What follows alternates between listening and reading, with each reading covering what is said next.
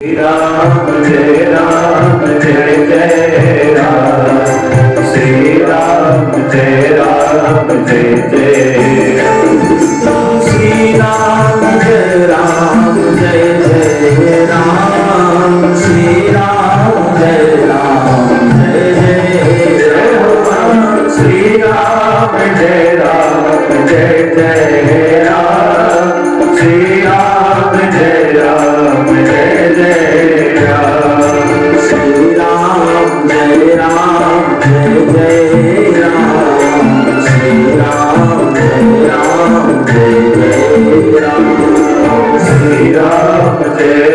राम जय जय राम, श्री राम जय जय राम, श्री राम जय जय राम, श्री राम जय जय राम, श्री राम जय जय राम, श्री राम जय जय राम, श्री राम जय जय राम। आगे सभी लोग यहीं से बैठे बैठे वृंदावन घूम आते हैं। कौन कौन है जो हर महीने वृंदावन जाता है और कौन कौन है जो अभी तक वृंदावन नहीं गया है? सभी लोग गए वृंदावन। जो लोग गए हैं तो वही ठाकुर जी की मनमोहनी छवि का ध्यान करते हुए बैठे बैठे वृंदावन चलेंगे। जय जय श्यामा जय श्याम, जय जय श्री वृंदावन धाम, जय जय श्यामा जय श्याम, जय जय श्री वृंदावन धाम, जय जय श्यामा जय श्याम, जय जय श्री वृंदावन, जय जय श्यामा जय श्याम, जय जय श्री वृंदावन धाम। ऐसे नहीं देखो, जब तक तालियों सेवा नावों से आवाज ना आए, ठाकुर जी के भक्त इतने सीधे साधे मान सकते हैं कि सभी लोग रोटी वोटी खा के आए हो क्यों? हमारे कुछ पेट पूजा हुई नहीं हुई है ना? और ना हुई हो तो हमारे कन्हैया जी ऐसे अपने ग्वाल वालों को ध्यान रखते हैं।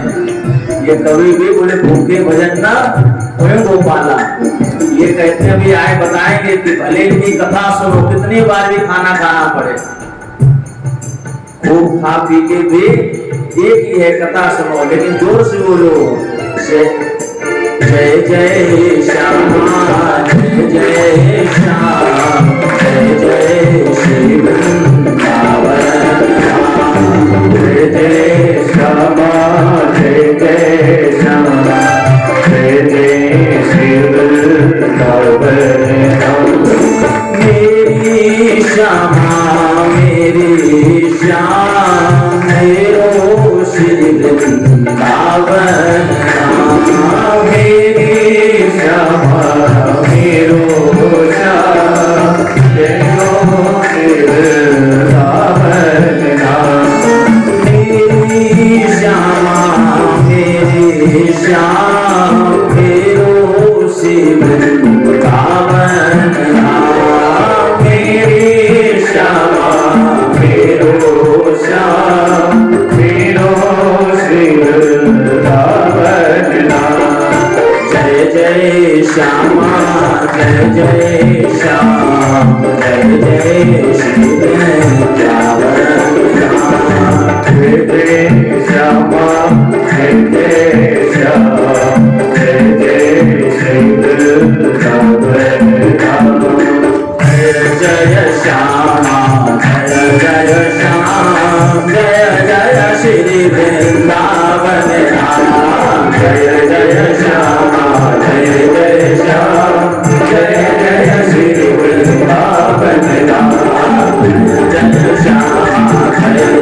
श्याम जय जय श्री वृंदावन धाम जय जय श्याम जय जय श्याम जय जय श्री वृंदावन धाम जय श्यामा जय जय श्याम जय जय श्री वृंदावन धाम जय जय श्यामा जय जय श्याम जय जय श्री वृंदावन धाम जय जय श्री वृंदावन धाम जय जय श्री वृंदावन धाम जय जय श्री वृंदावन धाम जय जय श्री वृंदावन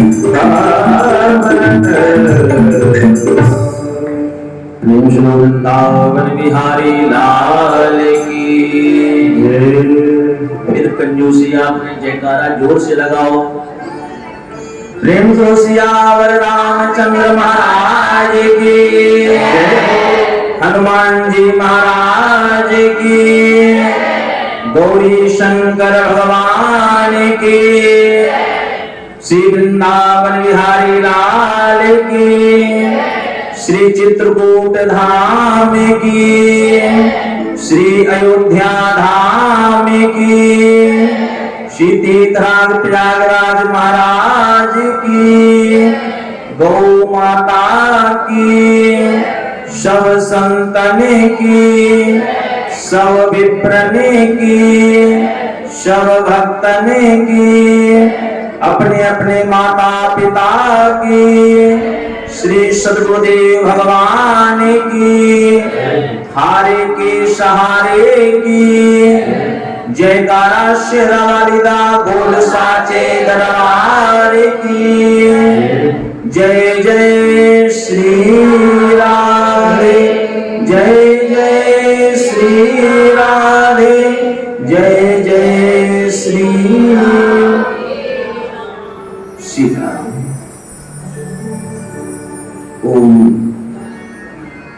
नमः परमहंसा स्वादित चरण कमल चिन्मय भक्त जन्मानि निवासाय श्री रामचंद्राय अखिल कोटि ब्रह्मांड नायक राधा रमण बाधा हरण विपदा हरण सर्व संकट हरण मंगल करण नंद नंदन यशोदा नंद वर्धन का वांग में बपू श्रीमद् भागवत महापुराण जिसका पठन पाठन मनन सेवन श्रवण मनन निधि ध्यासन कलिकाल के कुटिल प्राणियों को भव सागर से पार ले जाने वाला है। ऐसी ही भगवान की दिव्य कथा में हम और आप लोगों को 7 दिवसीय भगवान की दिव्य कथा द्वारा सत्संग प्राप्त हुआ है।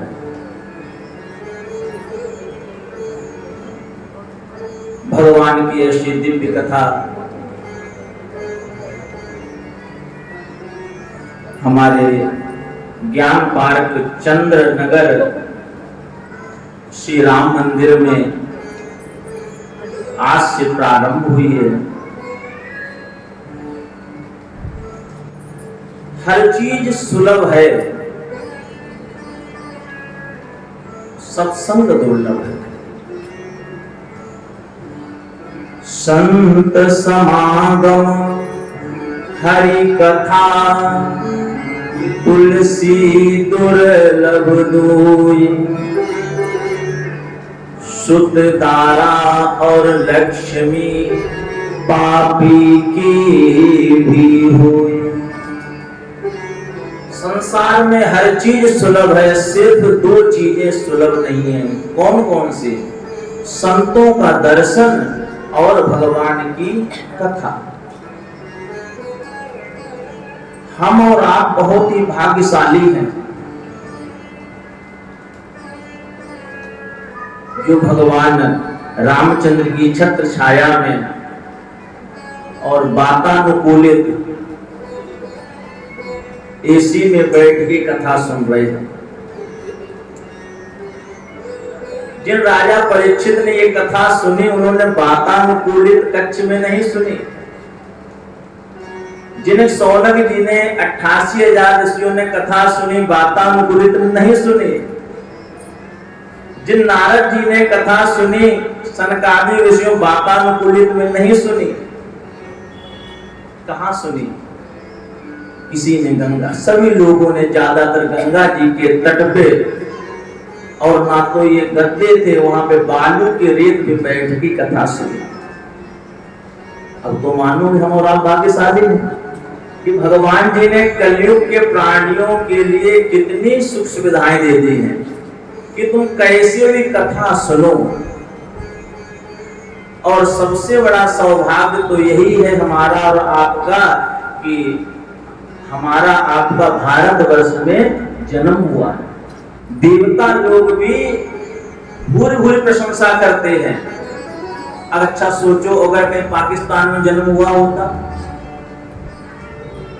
ऐसे ही कथा सुन रहे होते, या बांग्लादेश में जन्म हुआ होता। परीक्षित जी, अगर बांग्लादेश में जन्म हुआ होता तो क्या ऐसे कथा सुन रहे होते? तो सबसे पहले भगवान की हमें यही धन्यवाद देना चाहिए, हमें आपने भारतवर्ष में जन्म दिया।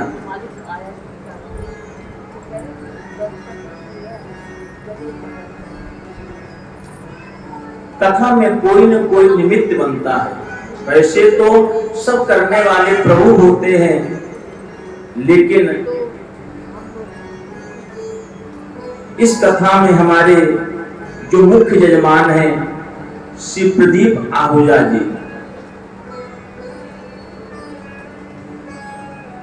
भाग्योदयेन बहुजन्म समर्जितेन शतसंगमं च लभतो पुरुषो यदावे। जब कई जन्मों के, एक जन्म नहीं, जब कई जन्मों के हमारे भाग्य पुण्य उदय होते हैं, तब हमें भागवत भगवान की कथा सुनने को मिलती है।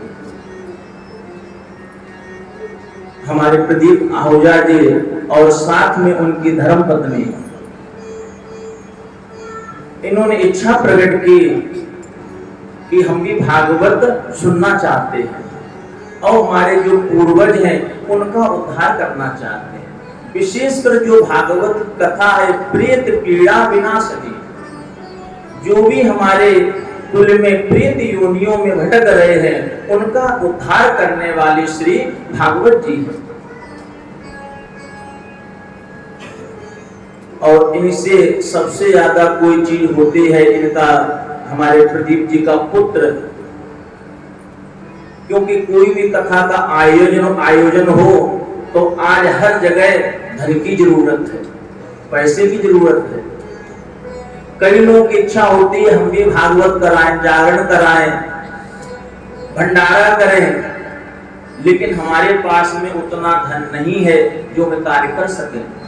तो उनके पुत्र ने जब बड़े गुरु जी के पिताजी के पास में गए तो उन्होंने कहा पंडित जी चाहे कितना भी खर्चा हो, लेकिन भागवत का आयोजन बड़े ही धूमधाम से और अच्छे से होना चाहिए, पैसे की चिंता आप बिल्कुल मत करना। और पुत्र के 3 लक्षण बताए गए हैं। पुत्र संतान के 3 लक्षण हैं। जीवितो वाक्य करणात् मृताये भूरि भोजनात्। जिस समय माता पिता की आज्ञा का पालन करना, ये संतान का प्रथम लक्षण है। जीवितो वाक्य करणात् मृताये भूरि भोजनात्, उनके अंतिम अवस्था के बाद में जो श्राद्ध पिंडदान वगैरह किए जाते हैं वो करना, ये उत्तम संतान के लक्षण है। और उसमें भी उत्तम लक्षण ये है कि जो हमारे माता पिता के मन में क्या चल रहा है वो माता पिता के मन की भावना को जानना, ये उत्तम पुत्र के लक्षण है। तो शायद इनके मन में रही होगी, तो हमारे चिराग आहूजा जी ने मन ही मन का जाना कि हमारे माता पिता की, वैसे तो माता जी यहाँ कीर्तन मंडली में हमेशा कोई आयोजन हो आगे ही रहती है, लेकिन ठाकुर जी ने ऐसी कृपा की और उनकी मन की बात ठाकुर जी ने पूरी की। साथ में कोई भी आयोजन तब अच्छा लगता है जब पूरा परिवार शामिल हो। भागवत कथा कोई भी कुछ भी हो जाकर जब पूरा परिवार उसमें सम्मिलित हो तो खुशी जो होती है वो 4 गुनी बढ़ जाती है। इसमें इनके चाचा जी प्रकाश आहूजा जी, दूसरे चाचा अशोक आहूजा जी, उनके बेटे निखिल, दीपक, गौरव, और अभी यहाँ पर इनके पुत्र शायद कल या परसों आना होगा। कब आएंगे? कल पहुंच जाएंगे। उनकी अनुपस्थिति में पुत्र के रूप में जो इनके दामाद जी हैं दीपक पाहूजा, उनकी बिल्कुल कमी महसूस नहीं हो रही। बेचारे कल से आए, एक पैर पे ही दौड़ ही रहे हैं। पुत्री कुंजन, सभी लोग, पूरा परिवार पूरा तन मन धन से लगा हुआ है।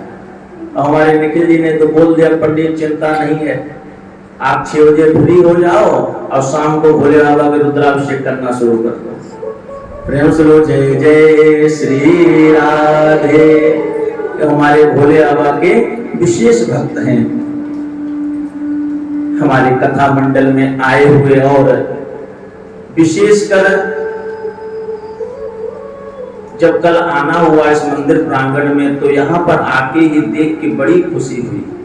यहाँ की व्यवस्था, साफ सफाई, इसमें सबसे बड़ा सहयोग जाता है हमारे जो यहाँ के मंदिर के प्रधान हैं श्री सतीश डोगरा जी। उनको बहुत बहुत साधुवाद, बहुत बहुत धन्यवाद और व्यासपीठ से बहुत बहुत आशीर्वाद।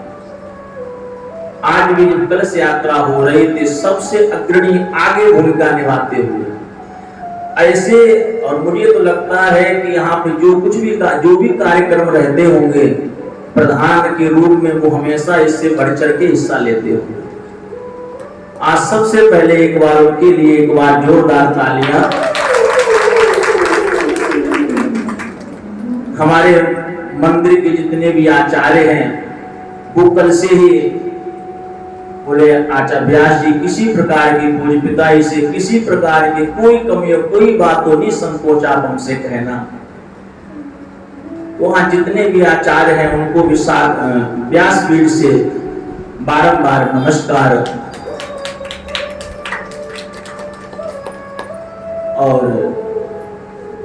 सभी माताओं को, सभी भक्तों को व्यासपीठ से, कथा में पधारे हुए सभी भक्तों को व्यासपीठ से कोटि कोटि नमन और जय जय श्री राधे।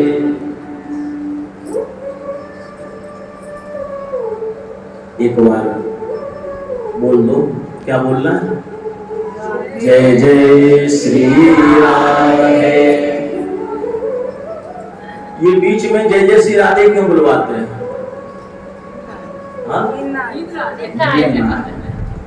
क्योंकि सबसे ज्यादा अगर कथा में कोई चीज विघ्न डालती है तो क्या डालती है? नींद। कहा जाता है निद्रा देवी जो कुंभकर्ण की पत्नी थी, तो भगवान ने कुंभकर्ण को तो मार दिया, तो निद्रा देवी ने कसम उठाई, प्रभु जहां आप कथा हो रही होगी हम वहीं आकर विघ्न डालेंगे। तो भगवान ने मंत्र बता दिया, बीच बीच में बोलते रहो जय जय श्री राधे। आइए हम सभी लोग कथा में प्रवेश करें। सबसे पहले कि भागवत की कथा क्यों सुने? 18 पुराण है हमारे, उसमें भागवत की इतनी महिमा क्यों है? और भागवत की कथा सुनने से हमें क्या मिलता है? क्योंकि आप सभी लोग कलयुग के प्राणी, बिना लोभ के कोई कार्य नहीं करते। निखिल जी करते हैं? अगर आप सभी लोग यहाँ पे 3 घंटे देने के लिए तैयार हो तो कोई ना कोई तो भागवत जी में लोभ होगा, लाभ मिलने वाला होगा, तब तो बैठे हो। पहला प्रश्न ये है कि भागवत जी के सुनने से क्या लाभ है? क्या लाभ है आप बताओ? परीक्षित जी, भागवत सुनने से क्या लाभ है? अब आप बोले हम तो ये सुनने के लिए तो बैठे हैं, आप बताओ। ये पहला प्रश्न है। दूसरा, ये लाभ किसको मिला है उसका उदाहरण। भागवत कथा सुनने से किसको क्या लाभ मिला है ये। और तीसरा, भागवत कथा सुनने के नियम क्या है। तीनों चीजें भागवत जी के महात्म्य में बताई गई है।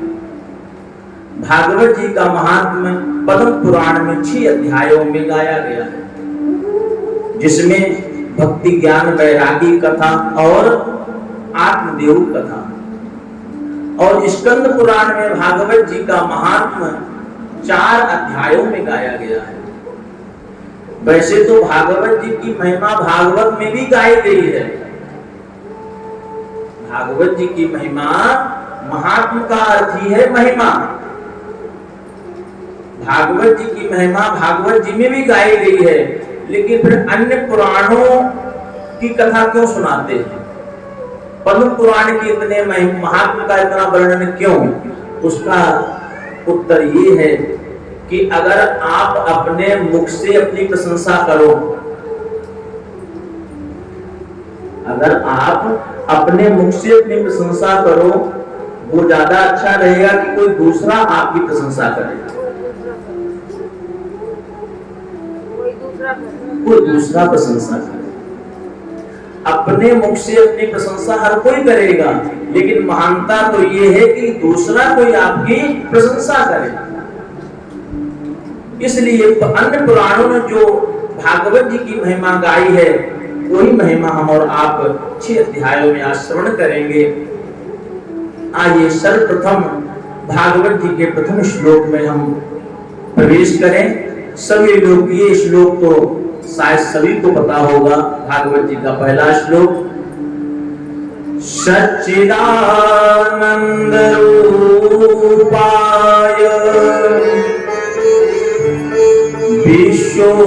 विश्वोत्पत्त्यादि हेतवे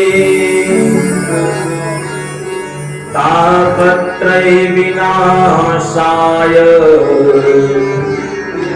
श्री कृष्णाय वयं नमः। पद्म पुराण महात्म्य का प्रथम अध्याय का पहला श्लोक, जिसमें भगवान के स्वरूप का वर्णन किया गया। भगवान जी का स्वरूप कैसा है? भगवान जी कभी कैसे दिखते हैं? पतले हैं, मोटे हैं, छोटे हैं, बड़े हैं, कैसे भगवान जी? परीक्षित जी, कैसे भगवान जी? पतले हैं, मोटे हैं, काले हैं, हमारे से गोरे हैं। भगवान जी का स्वरूप कैसा है?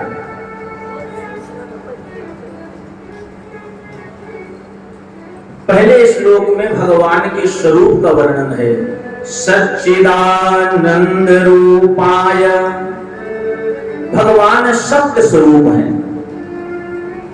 सत्य किसे कहेंगे? जो तीनों काल में सत्य रहे, जो पहले भी था, आज भी है और आगे भी रहेगा।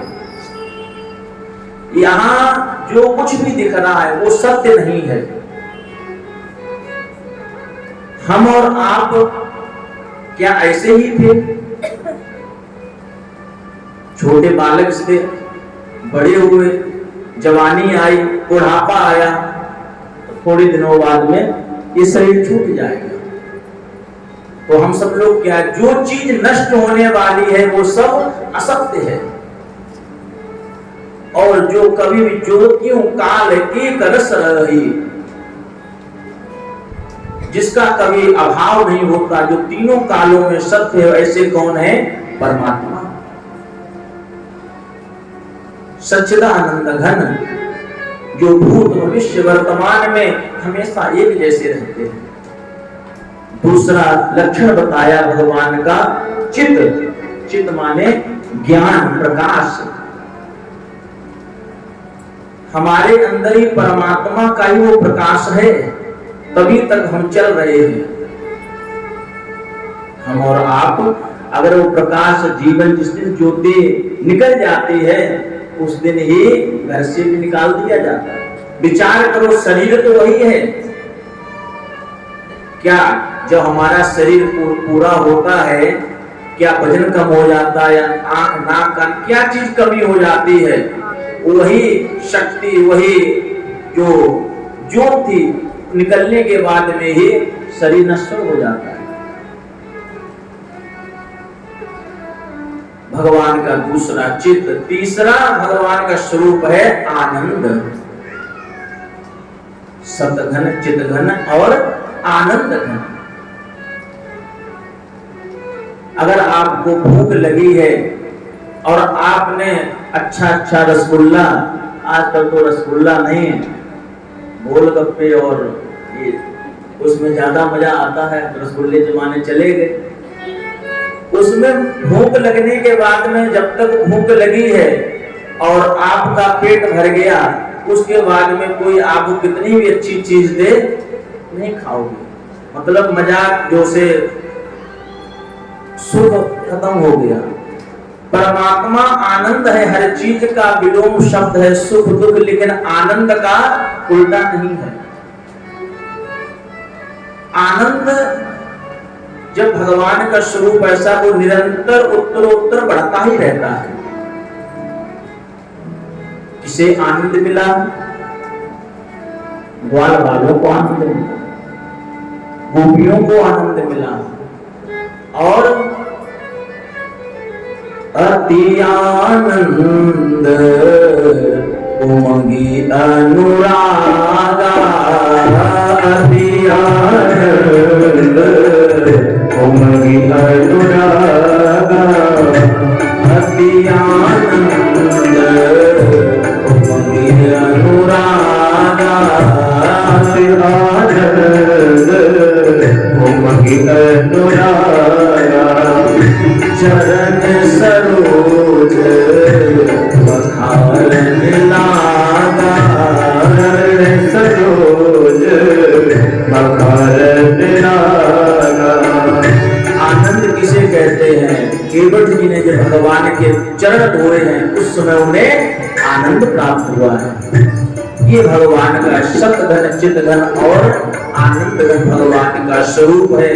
किसी ने पूछा कि आप ये भगवान जी करते क्या है?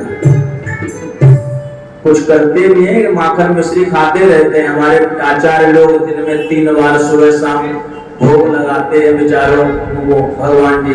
तो भगवान जी कार्य की सिर्फ खा के और सो जाना यही काम है क्या? शाम को 10 बजे पटबल को ये आराम से सो जाते हैं क्या? हाँ, आपने विचार किया होगा, हमारे पूज्य पिताजी कहते हैं देखा होगा मंदिर में भगवान की मूर्तियां ज्यादातर अधिकांश खड़ी हुए मिलेंगी। क्यों? भगवान जी कभी विश्राम नहीं करते, हमेशा खड़े रहते हैं। पता नहीं हमारा भक्त कब बुलाए, हम उसी समय तैयार है जाने के। उदाहरण कथा आप सुने, गज ने बुलाया, भगवान ने 1 मिनट की भी देरी की, तुरंत दौड़े हुए गए। द्रौपदी ने बुलाया, तुरंत दौड़े हुए गए। अब बुलाना तो पड़ेगा, इसलिए देखा हुआ मंदिर भगवान जी हमेशा तैयार रहते हैं। तब किसी ने अगर विनोद ने पूछा आप ये भगवान करते क्या हैं? बोले भगवान विश्वोत्पत्त्यादि हेतवे, इस विश्व की उत्पत्ति करना,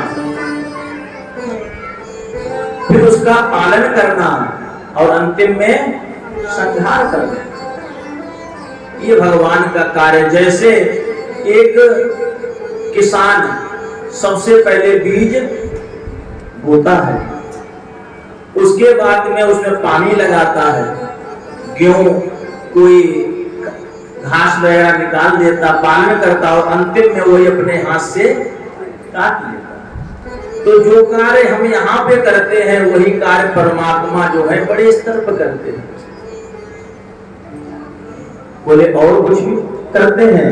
बोले हाँ, तापत्रय विनाशाय जो जीव के दुख हैं, 3 ताप हैं। कौन कौन से ताप हैं? दैहिक, दैविक और भौतिक। दैहिक ताप कौन से हैं? जो हमें बीमारियां वगैरह प्राप्त होती, हमारे दैहिक ताप हैं। दैविक, जो आपदा, अत्यंत बारिश होना, भूचाल आना, आंधी तूफान, जो देवताओं के द्वारा प्राप्त हो, वो दैविक ताप हैं। और तीसरे भौतिक, जो संसार के प्राणियों के द्वारा प्राप्त हो, वो भौतिक ताप हैं। इन तीनों तापों का नाश कौन करते हैं? हमारे ठाकुर जी करते हैं। और राम राज्य में तो ये तीनों ताप थे ही नहीं। गोस्वामी जी ने लिखा है, दैहिक, दैविक, भौतिक तापा, दैहिक, दैविक, भौतिक तापा, दैहिक, दैविक, भौतिक तापा, दैहिक, दैविक, दैहिक, दैविक, भौतिक तापा, राम राज नहीं काहू व्यापा। ये तीनों प्रकार के ताप होते राम राज्य में नहीं थे। फिर कलयुग में क्यों है? जब राम राज्य में नहीं थे, कलयुग में क्यों है?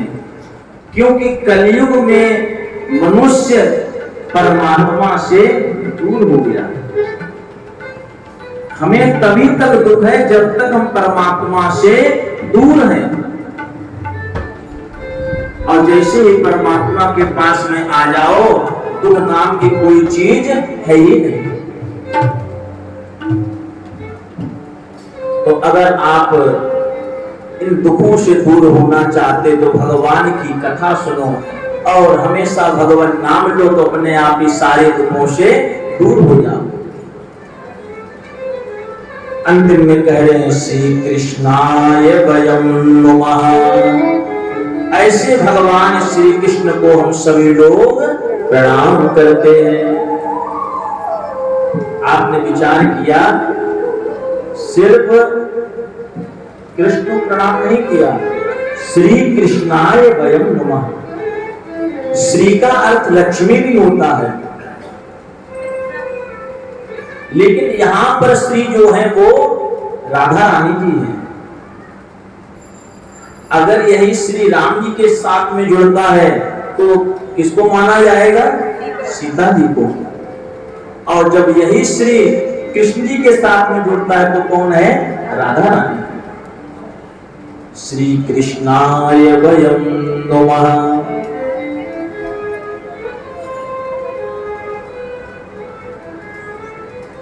और आखिर भगवान को भगवान जी भी समझ गए। सबसे पहला अवतार भगवान जी का कौन सा है? सबसे पहला अवतार मत्स्यावतार। भगवान जी प्रारंभ में अकेले अकेले आए। कहीं मंदिर नहीं देखा हो मत्स्यावतार का। 12 अवतार आए, नरसिंह अवतार भी हुआ, देखो नरसिंह भगवान है, लेकिन विशेष इनकी पूजा नहीं हुई। भगवान जी ने विचार किया, देखो अकेले जा रहे हैं तो हमारी कोई पहुंच नहीं है, फिर क्या करें? बोले जोड़े के साथ में चलो। और देखना भी सबसे ज्यादा भगवान के जो पूजा विग्रह हैं कौन है? कृष्ण और राम। इससे संदेश क्या मिलता है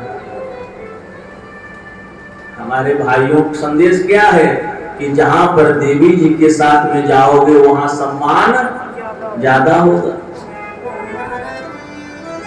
परीक्षित जी, जो भगवान जब तक अकेले आए कोई पूछ नहीं हुई, और जब जोड़े के साथ में आए तो उनकी पूजा देखो कितनी हो रही है। और लौकिक व्यवहार में भी देख लो, किसी रिश्तेदारी में जाओ आप तो आपको शायद अंदर तक नहीं ले जाया जाएगा, और अपने श्रीमती जी के साथ में जाओ तो अंदर का जो रूम है उसमें भी आपकी एंट्री हो जाएगी।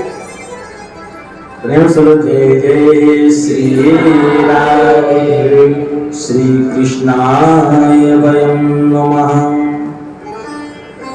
यं प्रव्रजन्तमनुपेतमपेतकृत्यं द्वैपायनो विरह कातरया जुहाव पुत्रीति तन्मयतया तरवोभिनेदो तं सर्वभूतहृदयं मुनिमानतोऽस्मि।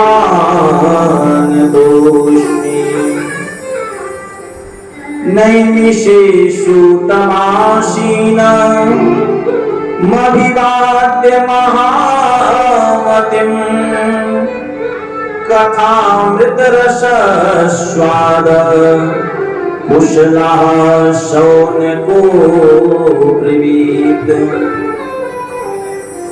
नैमिषारण्य की पावन भूमि। आप सभी लोग कोई नैमिषारण्य गए हैं? नहीं जाना हुआ? माता जी हमारी गई। ये उत्तर प्रदेश में सीतापुर डिस्ट्रिक्ट में नैमिषारण्य तीर्थ है। जिस समय सृष्टि प्रारंभ हुई और ऋषियों ने ब्रह्मा जी से कहा कि हम तप कहां करें, ऐसा कोई स्थान बताओ जहां बैठ के हम अपनी तपस्या अपनी दिनचर्या करें, ऐसा कोई स्थान बताओ। ब्रह्मा जी ने कहा कि जो चक्र है ये चक्र छोड़ रहे हैं, जहां जाकर ये चक्र शांत हो जाएगा उसी भूमि पे आप तप करना। चक्र चला आगे आगे पीछे सभी ऋषि महात्मा 188,000 ऋषि वो जाकर सीतापुर उत्तर प्रदेश की भूमि वहां जाकर शांत हुआ। संस्कृत में निमिष कहते हैं शांत को, और अरण्य माने होता है वन। इसीलिए वहां पे जाकर शांत हुआ, इसलिए उसका नाम क्या पड़ा? नैमिषारण्य। और नैमिषारण्य कोई साधारण तीर्थ नहीं है। स्वयं भगवान राजा रामचंद्र जी ने त्रेता युग में वहां पर राजस्व यज्ञ किया। ऐसी पावन भूमि जहां पर सौनकादिक 88,000 ऋषि, हमेशा उनका एक ही कार्य है कि भगवान की दिव्य कथा को सुनना और उन्हीं के ही नाम में लीन रहना, यही उनका एक कार्य है। सभी 88,000 ऋषि विराजमान हैं। उसी समय वहां पर सूत जी का आगमन हुआ। प्रेम सुनो सूत जी महाराज की।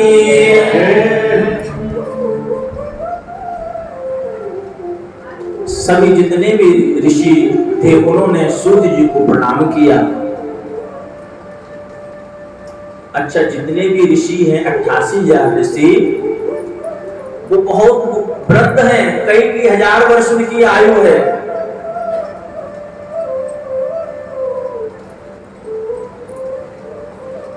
और पहले आयु इतनी हुआ करते थे।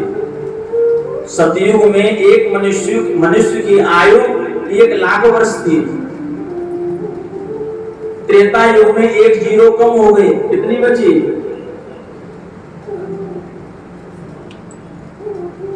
10,000। द्वापर युग में 1,000 और कलयुग में, जोर से बोला करो आप लोग, 100 में देखो उधर 60 साल ही बच गई। अब तो 100 पे, लेकिन हमारी दादी जी भी हैं जो 95 साल की अभी बैठी हुई हैं और अपना कार्य स्वयं करते हैं, किसी को कोई कार्य करने नहीं देते। तो इतने पहले लोगों की आयु हुआ करती, बड़े बड़े ऋषि जिनकी लंबी आयु है, और सूत जी महाराज में सबसे छोटे हैं। लेकिन जैसे सूत जी का आगमन हुआ, सभी जितने ऋषि मुनि थे सभी लोग खड़े हो गए। अब आप विचार करोगे, आखिर एक बालक के सामने उनसे छोटी आयु के सब लोग खड़े क्यों हो गए? क्या कारण था? धन वृद्धा बल वृद्धा आयुर्वृद्धा तथैव च कोई धन में बड़ा होता है, कोई बल में बड़ा होता है, कोई आयु में बड़ा होता है, लेकिन इन तीनों से बढ़ के कौन है? ज्ञान वृत्ति।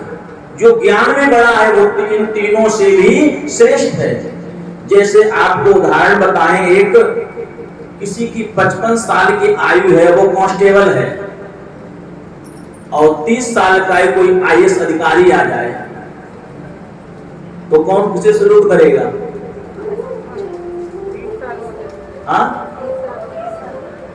कौन उसे सलूट करेगा? कांस्टेबल जो है वो आईएएस अधिकारी को सलूट करेगा। कहने के लिए 25 साल छोटा है, लेकिन वो ज्ञान में श्रेष्ठ है, बुद्धि में श्रेष्ठ है। वो उस पद पे तब पहुंचा है जब उसने 18 घंटे मेहनत की है। उसने खेल नहीं जाना बाहरी दुनिया क्या होती है। तो वैसे सूत जी महाराज हैं, उन्होंने इतना अध्ययन किया है पुराणों का, भगवान की कथा का, भगवान के नाम का। इस वजह से जितने भी ऋषि हैं उनको प्रणाम किया और तुरंत ही आसन पे बिठाया, उनकी पूजा की और उनसे कहा कि अज्ञान ध्वांत विध्वंस कोटि सूर्य समप्रभा सूताख्या ही कथा सारम मम कर्ण रसायन। हे सूत जी महाराज, अज्ञान रूपी अंधकार को नष्ट करने के लिए आपका ज्ञान करोड़ों सूर्य के समान है। इसलिए हमने अभी तक कथाएं तो बहुत सुनी हैं, लेकिन कथा का सार सुनना चाहते हैं। अगर आज की सीधी भाषा में कहें कि दूध तो बहुत पी लिया, दही बहुत खा लिया, अब तो सिर्फ मक्खन मक्खन चाहिए।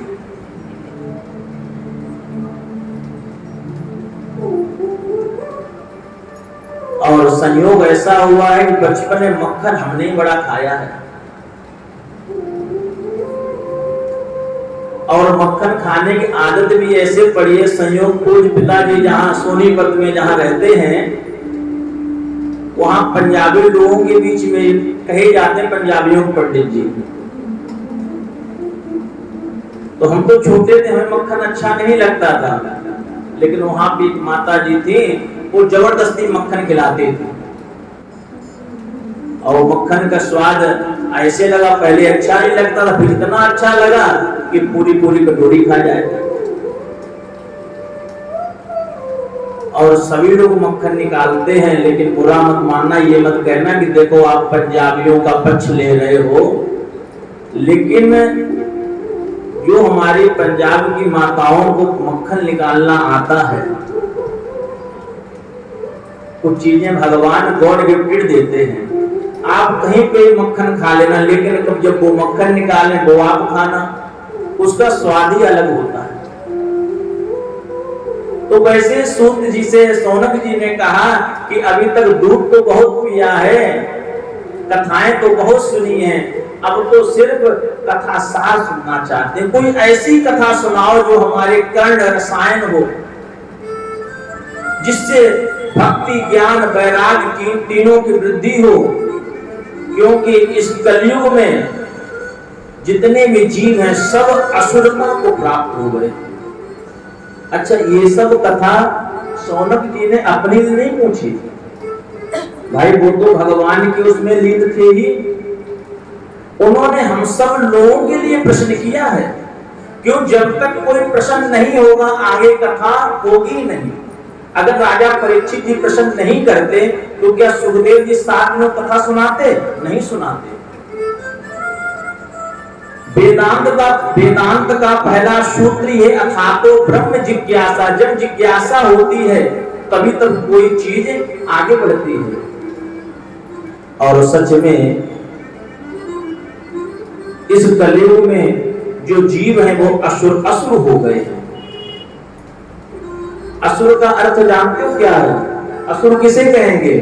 वो स्वामी जी ने बड़े ही स्पष्ट शब्दों में कहा है, मां नहीं मां तो पिता माँ नहीं माँ तू पिता की सेवा माँ नहीं माँ तू पिता नहीं देवा साधुन सन कर बावरी सेवा साधुन सन कर बावरी सेवा माँ नहीं माँ तो पिता नहीं देवा माँ नहीं माँ तो पिता नहीं देवा साधुन सन करवा वही सेवा साधुन सन करवा वही सेवा जिनकी है चरण भवानी जिनके चरण भवानी दीन से जर जानो सब प्राणी तेरे कर जानो सब बाबा ने लिखा माँ नहीं माँ तो पिता नहीं देवा। जो अपने माता पिता कोई बात नहीं मानते, देवताओं को नहीं मानते, अपने पितरों को नहीं मानते। आजकल एक नई परिपाटी चली है, कई लोग बोले हमको श्राद्ध रात नहीं करेंगे, हम पितरों को नहीं मानेंगे और साधु और ब्राह्मणों से स्वयं सेवा लेते हैं। तो वो साक्षात असुर की श्रेणी है। और भगवान जी ने कहा है देखो सब कुछ करना, लेकिन ब्राह्मणों और साधुओं से सेवा लेने वाला भगवान का कभी भी भक्त हो ही नहीं सकता।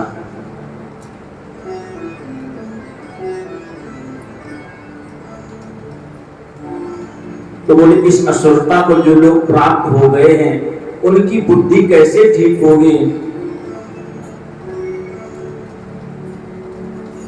इसलिए आप कोई ऐसी कथा सुनाओ जो जिनकी बुद्धि मलिन हो गई उनकी बुद्धि ठीक हो।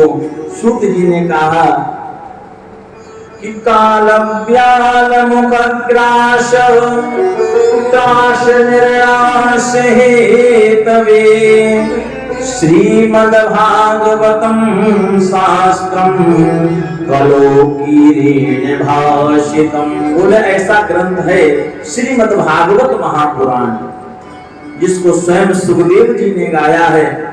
और जो काल रूपी व्याल के मुख में जीव प्राणी जा रहे हैं उनकी रक्षा करने के लिए एकमात्र अगर कोई है श्रीमद्भागवत महापुराण है। प्रेम स्वरूप भागवत भगवान की जय।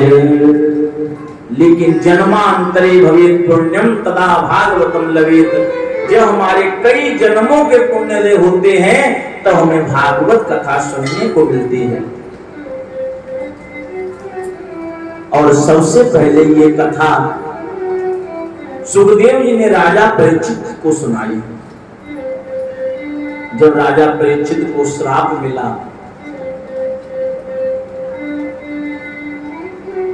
राजा परीक्षित को जब ये पता चल गई कि आज से 7वें दिन हमारी मृत्यु होगी, तो सुखदेव जी उन्हें कथा सुनाने के लिए स्वयं चल के आए। लेकिन जैसे उन्हें कथा प्रारंभ शुरू की उसी समय देवताओं का आगमन हुआ और देवता अपने साथ में अमृत का कलश लेके आए और उनसे सुखदेव जी से कहा कि हे गुरुदेव, ये अमृत जो है आप राजा परीक्षित को पिला दो और हमें आप कथा रूपी अमृत पिलाओ। मतलब अल्लाह बदली कर। सुखदेव जी ने कहा कि कथा सुनने के लिए तो हर कोई बैठ सकता, मान लो विशेष रूप से कथा इनको सुना रहे हैं, लेकिन अगर यहाँ जो कोई भी कथा सुनना चाहे क्या उसे मना है? कोई भी आके कथा सुन सकता है। तो वही सुखदेव जी ने कहा कि आप भी आकर कथा यहाँ सुनो। देवताओं ने कहा बोले नहीं, हमें तो वीवीआईपी वाली कथा सुननी है। स्पेशल सुखदेव परीक्षित जी की जगह आप सिर्फ मुझे कथा सुनाओ। और इन्हें आप अमृत पिला दो। सुखदेव जी ने कहा कि आप तो ऐसे कर रहे हो, ये आपका जो अमृत है वो कथा के आगे बड़ा फीका है। क्यों? अगर अमृत अमृत तो प्रदान करता है, लेकिन कथा जो है वो अभयत्व प्रदान करती है।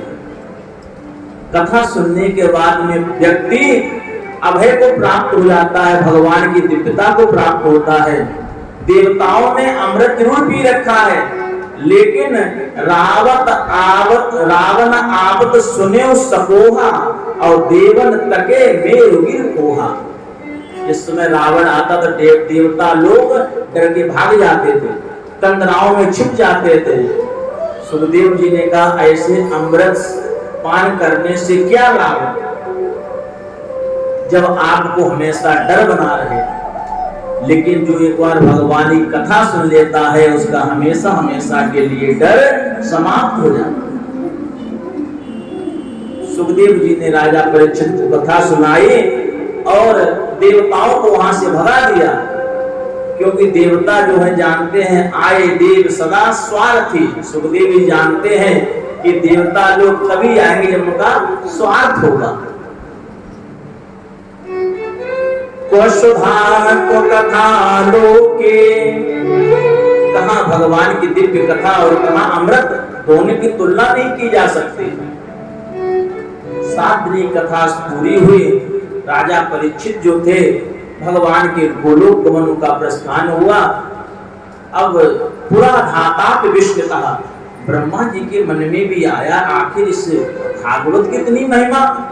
तो उन्होंने क्या किया, एक तराजू मंगाई ब्रह्मलोक में। एक तराजू पे जितने भी धार्मिक ग्रंथ थे सब रखे और एक फिर भागवत जी को विराजमान किया। और जैसे भागवत जी को विराजमान किया वैसे ही जितना पलड़ा था वो ऊपर उठ गया, भागवत जी का पलड़ा भारी हो गया। फिर सुनो भागवत भगवान की जय जय श्री राम। ऐसी भागवत जी की महिमा। बोले सर्वप्रथम ये भागवत साप्ताहिक नारद जी ने भी इस भागवत कथा का श्रवण किया। बोले नारद जी तो एक जगह कभी एक जगह टिक ही नहीं सकते। नारद जी 7 दिन कैसे रुक गए?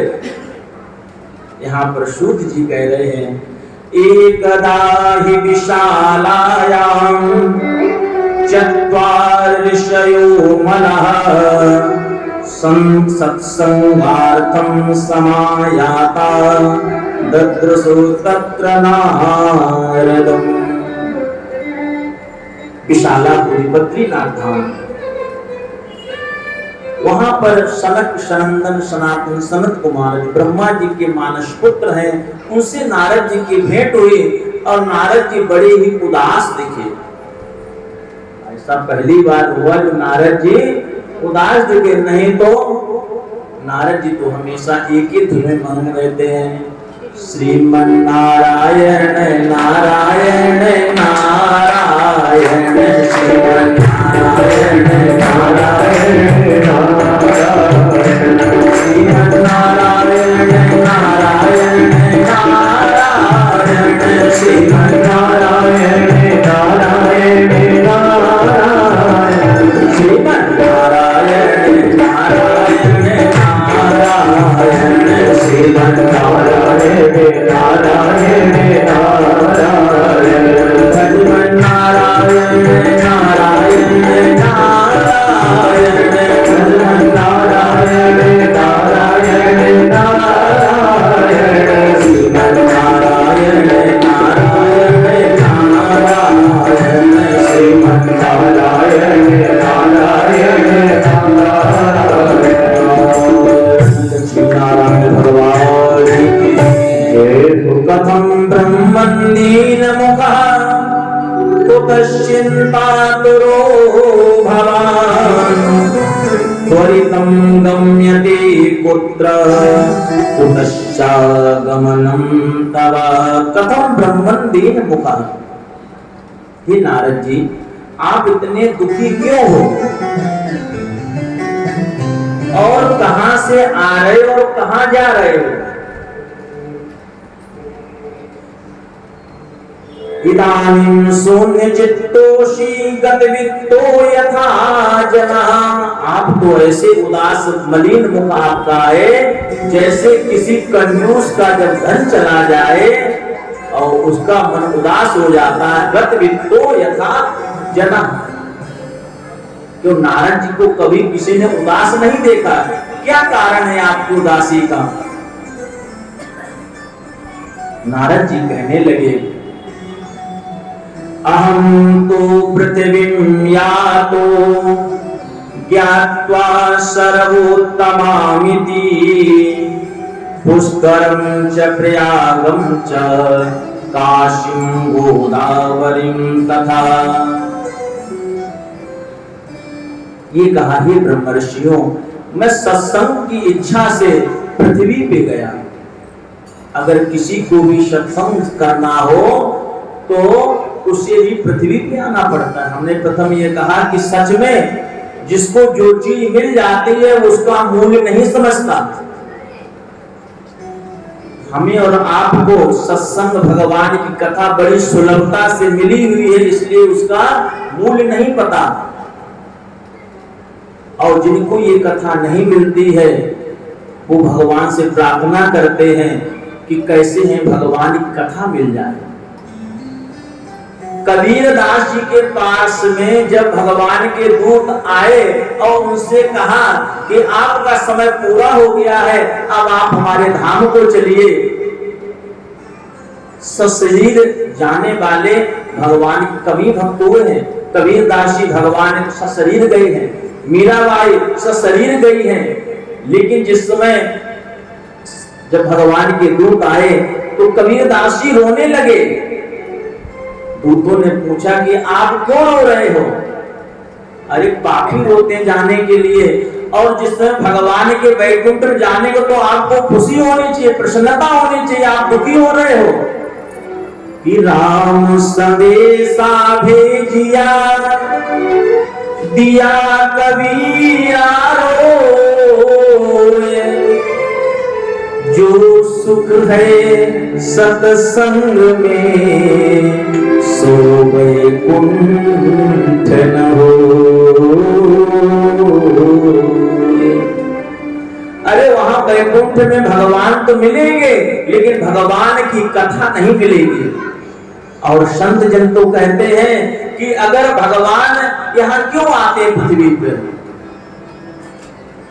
भगवान अकाम है, भगवान की कोई कामना नहीं है, लेकिन भगवान की भी एक कामना है। क्या कामना है?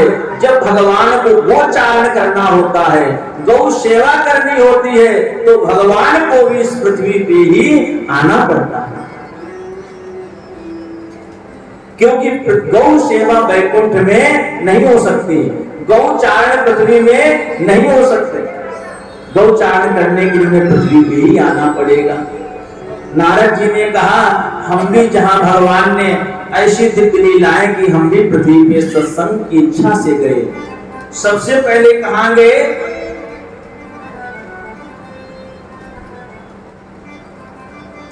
पुष्कर में गए नारद जी। तीर्थों का गुरु पुष्कर कहा जाता है राजस्थान में। कई लोग आप लोग पुष्कर गए होंगे। प्रयाग, काशी, गोदावरी, हरि क्षेत्र, हरिद्वार, कुरुक्षेत्र, नारद जी ने हर जगह भ्रमण किया, लेकिन कहीं पे भी उन्हें शांति नहीं मिली। क्यों? कलयुग का आगमन हो चुका था और तीर्थों का जो सार था वो धीरे धीरे नष्ट हो रहा था। और आपको तीर्थ की महिमा अभी 2 दिन पहले देख के आए हैं कि तीर्थों को कुछ लोगों ने एक तो सैर सपाटा बना लिया है और कुछ लोगों की वजह से तीर्थ भी बदनाम हो गए। तो नारद जी ने ये सब लीला जो देखी तो बड़े दुखी हुए। उन्होंने देखा, सत्यम नास्ति तपा शौचम दया दानं न विद्यते उदरम भरिणो जीवा बराका कूट भाषिणः। कहीं पे भी सत्य नहीं है, सत्यम नास्ति तपः शौचम, कहीं पे शौचाचार नहीं, तप नहीं है, जिसको जो मन मर्जी आ रही वो कार्य कर रहा है। मंदः सुमंद मतयोः, बोले सोचा संतों के यहाँ चला जाए। संतों के यहाँ नारद जी गए, वहां पे भी देखा कि अब संत जन भी प्रभु को छोड़कर माया की तरफ भाग रहे हैं। तपस्वी धनवंत दरिद्र ग्रही, ये कलयुग का प्रभाव है कि जिस माया, संत से जो माया डरती थी, आज माया के चंगुल में हमारे संत जन भी फंस चुके हैं और देखने में भी आता है। सोचा नारद जी ने, बोले संतों छोड़ो, गृहस्थियों के बीच में चला जाए। बोले शायद गृहस्थी बचे होंगे, क्योंकि जो 4 आश्रम हैं, ब्रह्मचर्य, गृहस्थ, वानप्रस्थ और संन्यास, धन्यो गृहस्थ आश्रमा, उसमें सर्वश्रेष्ठ कौन सा है? गृहस्थ आश्रम। हम भी पहले विवाह नहीं करना चाहते थे और विवाह से बचने के लिए घूमते भी रहे। उसी समय चित्रकूट में जंगलों में भी घूमना हुआ। सोचा विवाह नहीं करेंगे, भगवान की सिर्फ पूजा पाठ करेंगे और वही अपना ऐसे जीवन बिताएंगे। लेकिन जो हमारे गुरु जी थे, उन्होंने कहा कि आज के समय में संत भेष धारण तो करना आसान है, लेकिन उसका नियम पालन करना बहुत कठिन है।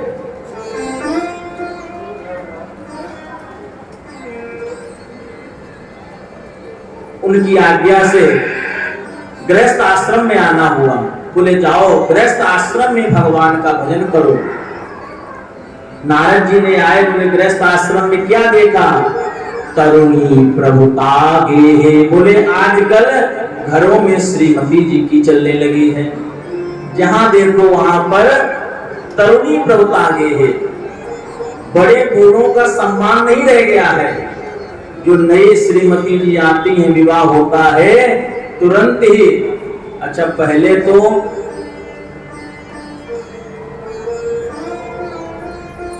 हमारे बीच प्रधान जी का आगमन हुआ है। एक बार हमारे प्रधान जी के लिए जोरदार तालियां से अभिनंदन करेंगे। हमने पहले भी कहा था कि जो सबसे जो मुखिया होता है, देखने में तो लगता है उसका कोई कारण नहीं, वो सिर्फ खाली बैठा हुआ है, लेकिन सबसे बड़ी जिम्मेदारी जो होती है मुखिया की होती है।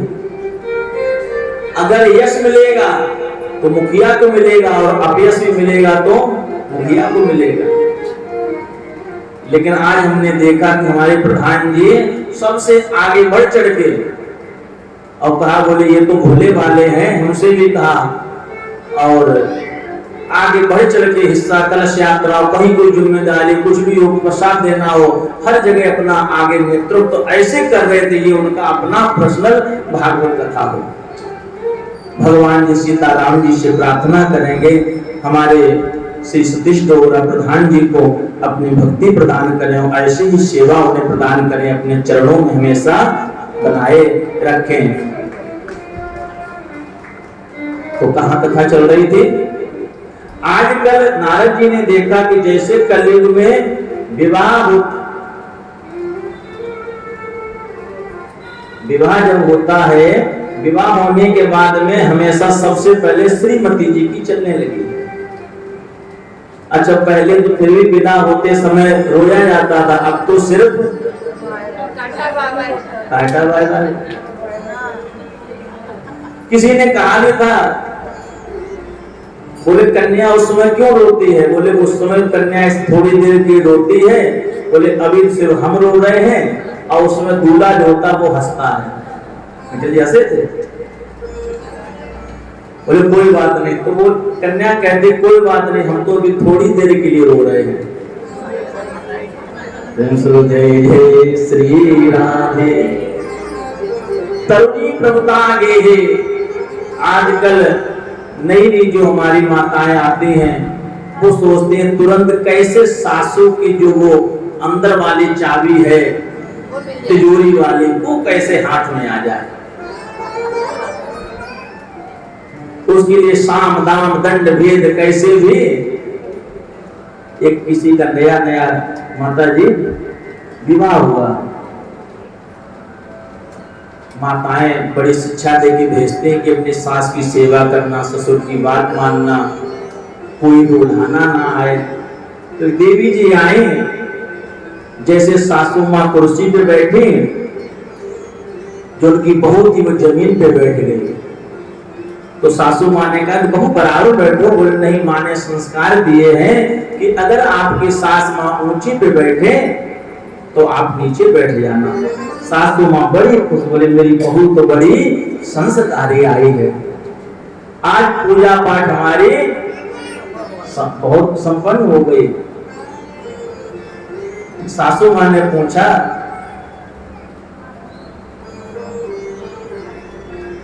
हमारे बीच हमारे जजमान प्रदीप आहूजा जी के चाचा जी अशोक आहूजा जी का आगमन हुआ। जय जय श्री राधे। तो सास ने पूछा, बोले बहू अगर हम कुर्सी पे बैठे? बोले हाँ माँ, हम जमीन पे बैठ जाएंगे। सासू माँ ने कहा, बोले अगर हम जमीन पे बैठे फिर? बोले माँ ने आज्ञा दी है कि सासू माँ के नीचे बैठना है, तो हम क्या करें, गड्ढा खोद के उसमें बैठ जाएं। सासू माँ ने कहा, बोले अगर हम गड्ढा खोद उसमें खोद के हम उसमें बैठ गए तो क्या करोगे? बोले उसके ऊपर से मिट्टी डाल देंगे।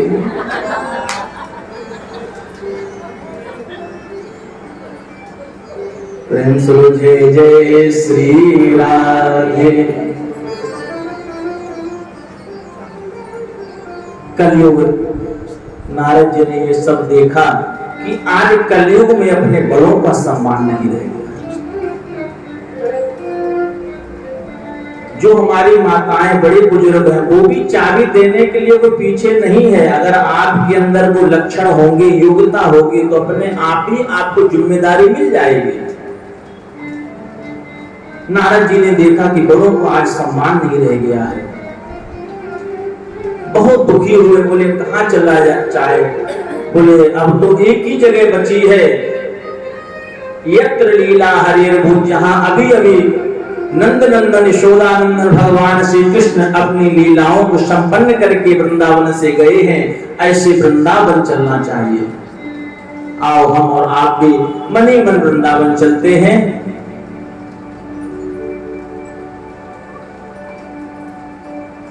भगवान की छवि को ध्यान करते हुए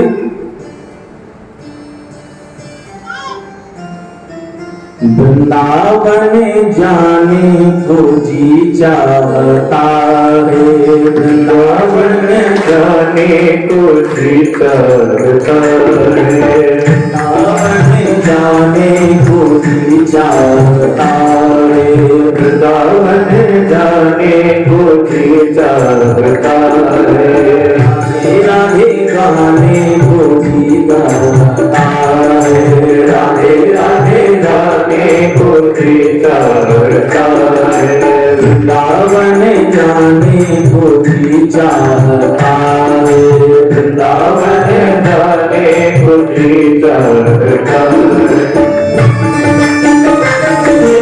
बिहारी लाल की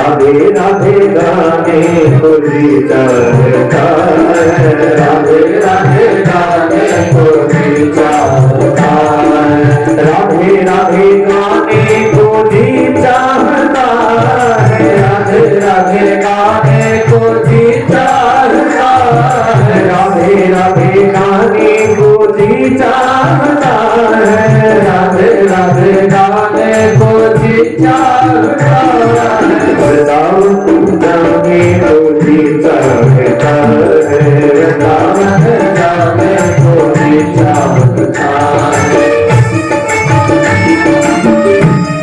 वृंदावन बिहारी लाल की जय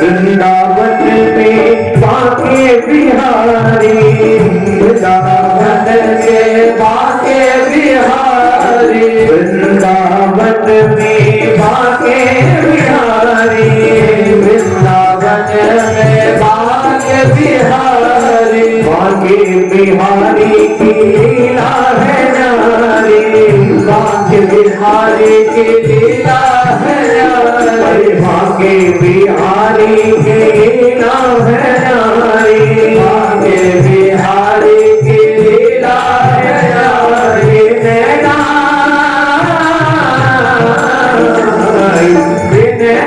लड़ाने खुशी चाहता है, नैना लड़ाने खुशी चाहता हो, राधे राधे गाने खुशी चाहता है, राधे राधे गाने खुशी चाहता है, वृंदावन जाने को जी चाहता है, वृंदावन जाने को जी चाहता है।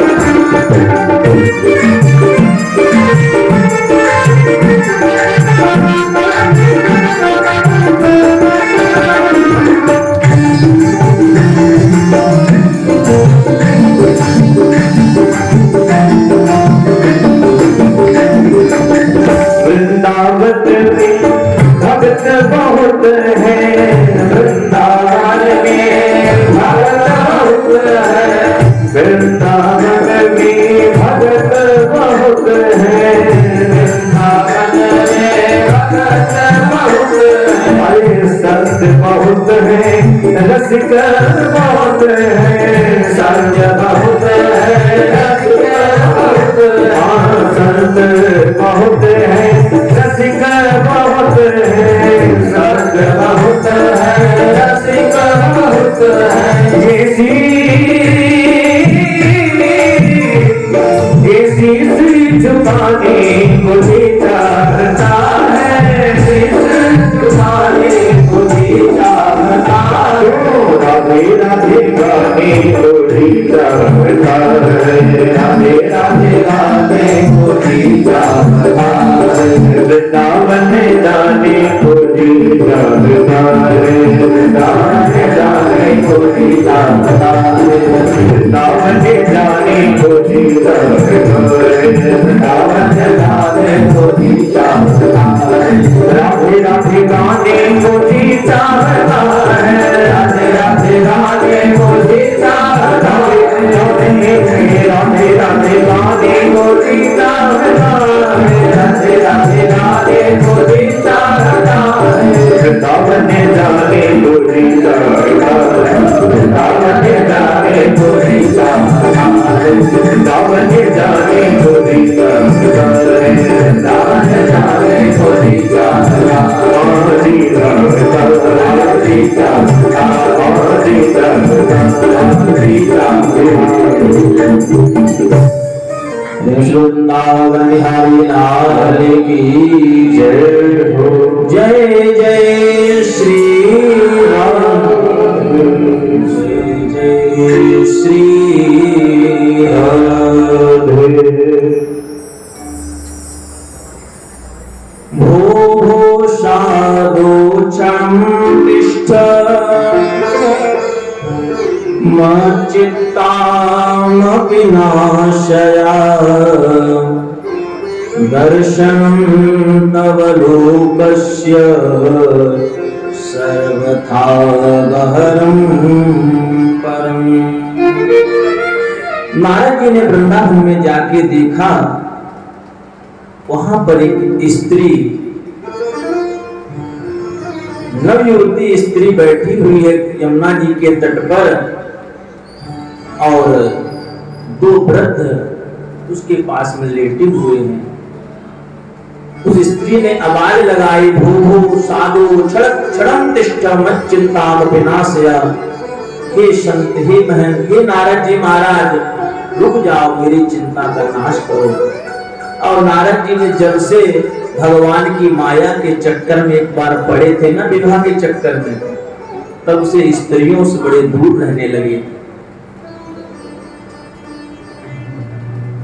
नारद जी ने एक बार में नहीं गए, फिर आवाज आई, हे नारद जी रुक जाओ। नारद जी ने कहा कि संत वही है, पर उपकार वचन मन काया।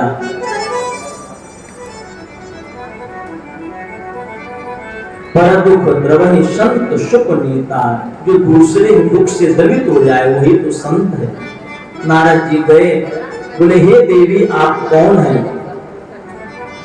कहा अहम भक्तिरिति ख्याता इमो में तनयो मतो ज्ञान वैराग्य नामानो काल योगीन जर्जरो।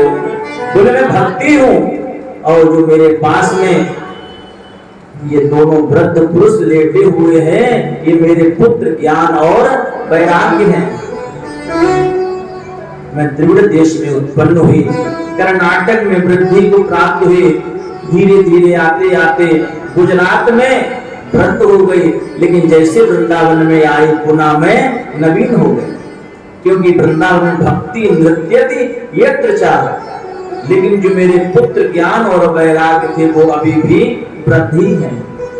क्योंकि देखने में आता है कलयुग में पहले तीर्थों में इतने भीड़ नहीं हुआ करते थे, होती थी। आज से अगर आप 15-20 साल पहले जो बिहारी जी में गए होंगे तो बड़े आराम से दर्शन हो जाते थे। उन्होंने कोई पद सुनाना चाहो, कुछ भी करना चाहो तो बड़े आराम से।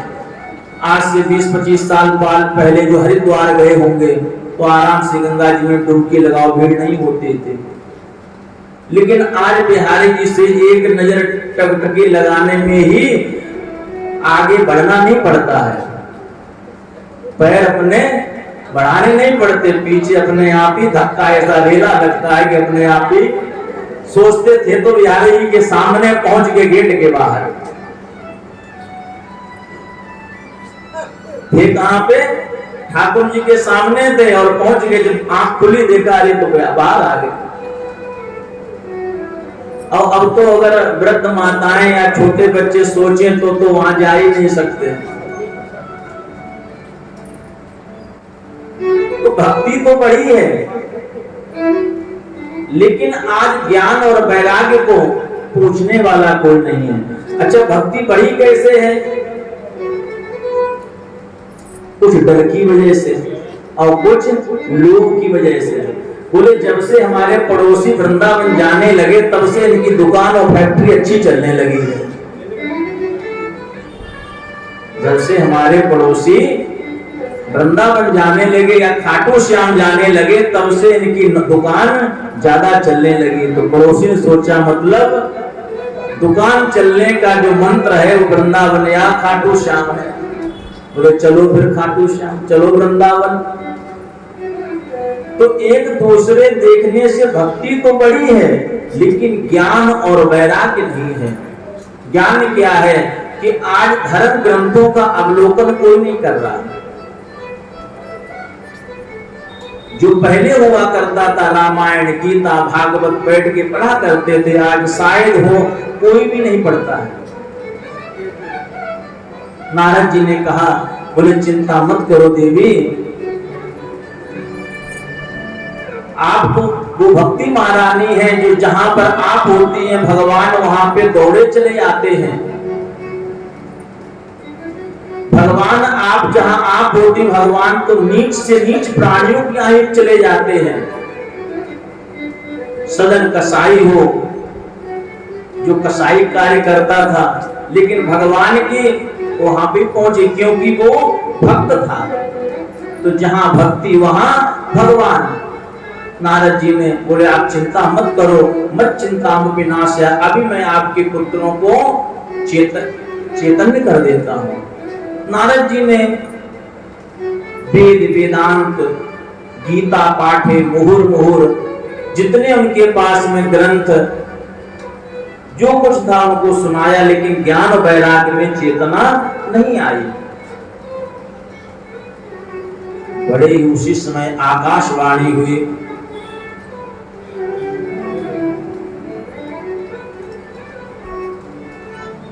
कि हे नारद जी महाराज आप जाकर सत्कर्म करो। अब नारद जी चिंतित हो गए, आखिर ऐसा सत्कर्म क्या, अभी तक जो हम वेद वेदांत इनको सुना रहे सत्कर्म नहीं था। नारद जी बड़ी चिंतित हो गए और वहां से जहां कहीं जिससे भी जाकर पूछे कि आखिर सत्कर्म क्या है। अब नारद जी का जवाब कौन दे, सब लोग नारद जी को देख के, क्योंकि ऐसा कोई उत्तर नहीं जो नारद जी के पास में ना हो। वही अपने दिन बात अपने ऋषियों को बताई, बोले आकाशवाणी हुई सत्कर्म करो। बोले सत्कर्म और कुछ नहीं, भागवत कथा का श्रवण, इसका वाचन, यही सबसे बड़ा सत्कर्म है। बोले उनको और आप कुछ नहीं, जो आप भूल गए हो भागवत कथा सुनाओ, उनके अंदर चेतना आ जाएगी, ज्ञान वैराग्य पुनः जागृत हो जाएंगे। बोले कथा कहाँ सुनाई जाए, तो वो इनकी मुलाकात कहाँ हुई थी, बद्रिकाश्रम बद्रीनाथ जी में, और भक्ति ज्ञान वैराग्य कहाँ है, वृंदावन में। सनकादि ऋषियों ने कहा, बोले थोड़े से हम ऊपर से नीचे आ जाते हैं, बद्रीनाथ ऊपर है ना, हम नीचे आ जाते हैं हरिद्वार में, और आप थोड़े वृंदावन से हरिद्वार आ जाओ। आनंद नाम के तट पे जैसे भागवत कथा शुरू हुई, प्रधान रूप में नारद जी श्रोता रूप में बैठे, और जैसे ही ये पता चली भागवत कथा हो रही है, जितने ऋषि थे, भृगुर वसिष्ठश्च चवनश्च गौतमो मेधातिथिर्देवल देवनाथो रामस्तथादिष्टश्च साकलो नृकुंडपुत्रादिविप्रहलादा, जितने ऋषि मुनि थे सब भाग खड़े हुए, दौड़े, क्यों भागवत कथा हो रही है, भागवत भगवान की कथा हो रही है, सब दौड़े कथा सुनने के लिए। अब कथा शुरू हुई, जैसे सौनकादि ऋषियों ने कथा शुरू की, वहां अचंबा हुआ।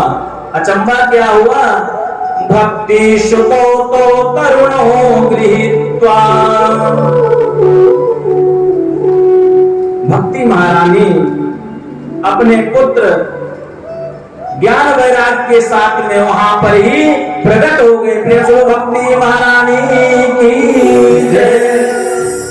जैसे कथा शुरू हुई थी, भक्ति महारानी ज्ञान वैराग्य साथ प्रकट हो गई और नृत्य करने लगी, और क्या कहने लगी, हे कृष्ण गोविंद हरे मुरारी, हे नाथ नारायण वासुदेवा, श्री कृष्ण गोविंद हरे मुरारी, हे नाथ नारायण वासुदेवा, श्री कृष्ण गोविंद हरे मुरारी, हे नाथ नारायण वासुदेवा, श्री कृष्ण गोविंद हरे मुरारी, हे नाथ नारायण वासुदेवा, हे नाथ नारायण वासुदेवा, हे नाथ नारायण वासुदेवा, हे नाथ नारायण वासुदेवा, हे नाथ नारायण वासुदेवा, श्री कृष्ण गोविंद हरे मुरारी, हे नाथ नारायण वासुदेवा, श्री कृष्ण गोविंद हरे मुरारी, हे नाथ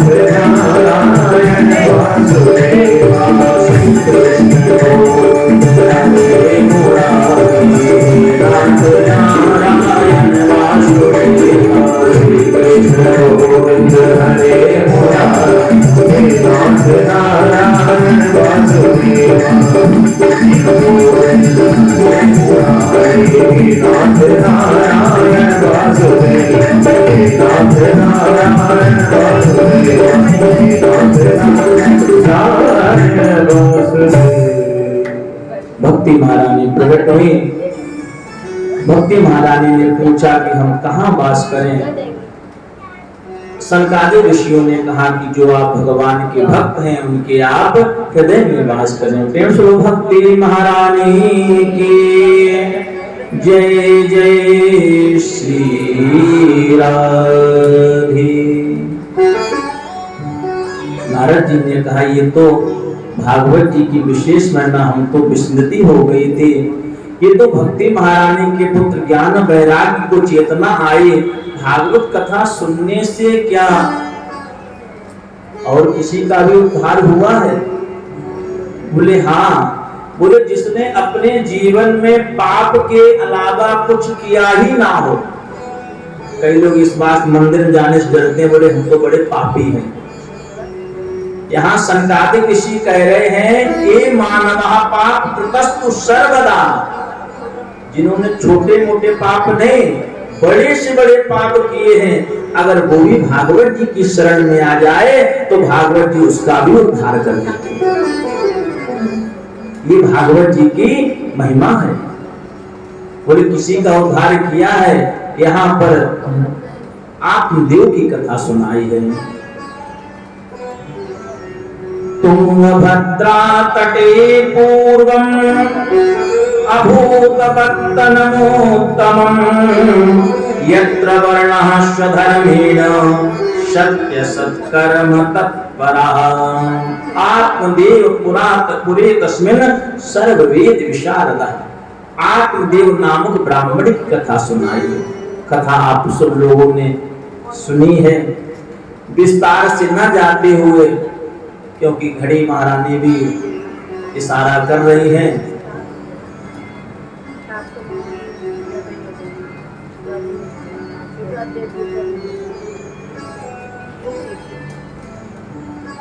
सिर्फ कथा को विस्तार न करते हुए संक्षेप में हमें इस कथा से शिक्षा क्या लेनी चाहिए। कथा आपने श्रवण की है कि आत्मदेव नाम के ब्राह्मण थे जिनके पहले कोई संतान नहीं थी। यहाँ तक कि कोई पौधा लगाते तो वो भी सूख जाता था। गाय थी, गाय ने बछड़ा नहीं दिया। और शायद ये क्रिया जिसने झेली हो, पता हो, जिसके अगर कोई संतान ना हो तो कोई अपनी संतान भी उसकी गोदी में नहीं देता है। ये भी समाज में कई लोग उसका मुंह देखना पसंद नहीं करते हैं। आत्मदेव जी बड़े दुखी हुए। आत्महत्या करने के लिए रास्ते में संत का आगमन हुआ। और संत और कोई नहीं होते, साक्षात परमात्मा ही। क्योंकि हमने तो इस छवि को देखा है परमात्मा की। वो स्वामी जी ने लिखा है तुलसी जा संसार में सबसे मिलियो धाय, ना जाने किस भेष में नारायण मिल जाए। परमात्मा पता नहीं, सच्चाई है। जब भी हम जीवन में दुखी होते हैं उस समय परमात्मा ही हमें उस दुख से निकालते हैं। अब वो किसी भी रूप में आके निकालें। कोई संत वेश में आ जाए, कोई पंडित जी बन के आ जाए, आपके मित्र बन के आ जाए, आपके सखा बन के आ जाए, आपका पुत्र बन के आ जाए, किसी वेश में आ जाए और वही आपको दुख से निकालते हैं। तो संत ने आत्मदेव जी को बहुत समझाया। बोले हमने आपकी मस्तिष्क रेखा देखी है, आपके 7 जन्मों तक संतान नहीं है। बोले नहीं, अब तो संतान चाहिए। और संत, आप संत हो, जो ना दे लकीर वो दे फकीर। जो बात दवा से हो न सके वो बात दुआ से होती है। अगर आप चाहो तो मेरे संतान हो सकते हैं। संत ने समझाया, नहीं माने, एक फल दे दिया। और उनकी पत्नी के बारे में जितना कहा जाए वो कम ही है। और आपको एक चीज सच बताएं, आज सबसे पहले तो जिसको माता पिता अच्छे मिल जाएं, उसे अपने जीवन को धन्य समझना चाहिए। माता पिता में भी सबसे बड़ी उसकी माँ, क्योंकि बच्चे का निर्माण का पूर्ण होता है माँ के ऊपर। पिता का तो सिर्फ छोटा सा अंश होता है, लेकिन जो पूरे शरीर का निर्माण होता है वो माँ के ही रक्त से होता है। तो जैसे माँ का स्वभाव होगा, संतान के अंदर वही लक्षण आएंगे। आज समय नहीं है, कल कथा सुनाएंगे। भीष्म पितामह ने कई वर्षों तक, जब उन्हें श्राप मिला था, तो कई वर्षों तक तपस्या ये की कि गंगा मैया से प्रार्थना की, आप मेरी मां बन के आओ। अनेकों कथाएं हैं। सुल्ताना डाकू जो हुआ था, अंतिम समय में जब उससे पूछा गया तुम्हारी आखिरी इच्छा क्या, बोले अपनी माँ से मिलना चाहता हूँ। माँ आए, उसके पास में कुछ नहीं था, उसने अपनी माँ की नाक काट ली मुंह से। वहां जितने थे पूछा तुम्हारी माँ से क्या द्रोह था, बोले मैं छोटा था, मूली चुरा के लाया था खेत से, और उसमें मेरी माँ ने छावासी दी थी। बोले बहुत अच्छे, अगर उसी समय मेरी माँ ने थप्पड़ लगाया होता तो आज मैं इतना बड़ा डाकू नहीं बनता। तो बच्चे को बनाने और बिगाड़ने में सबसे बड़ा अगर श्रेय होता है वो माँ का होता है। धुंधकारी अगर इतना बिगड़ा तो किसकी वजह से? आत्मदेव समझाते थे, लेकिन कोई बात नहीं, बड़ा है, सुधर जाएगा। माँ का श्रेय रहता था। इतना बिगड़ गया, इतना बिगड़ गया कि आत्मदेव फिर इतने पुत्र की लालसा थी और फिर पुत्र से ही दुखी हो गए। और जो संत का दिया हुआ फल था, धुंधली ने तो नहीं खाया, तो गाय को डाल दिया था। उससे गोकर्ण नाम के ब्रह्मर्षि उत्पन्न हुए थे, क्यों? संत का प्रसाद था। अंतिम में आत्मदेव जाकर उन्हीं गोकर्ण से रोए। गोकर्ण ने 2 श्लोकों में बोले अब आपको, और कई संत कहते हैं कि जो संत ने प्रसाद दिया उसी समय उन्होंने अपने शरीर का त्याग कर दिया और उसी फल में ही समा गए। तो संत सब कुछ करने में समर्थ हैं, उसके भाग्य में तो नहीं था। और बोले बेटे तुमने तब तो मेरा उपदेश नहीं माना, लेकिन अब फिर उपदेश दे रहे, अब मान जाओ। 2 श्लोकों में बड़ा ही दिव्य उपदेश दिया। व्याख्या करने का भी समय नहीं है।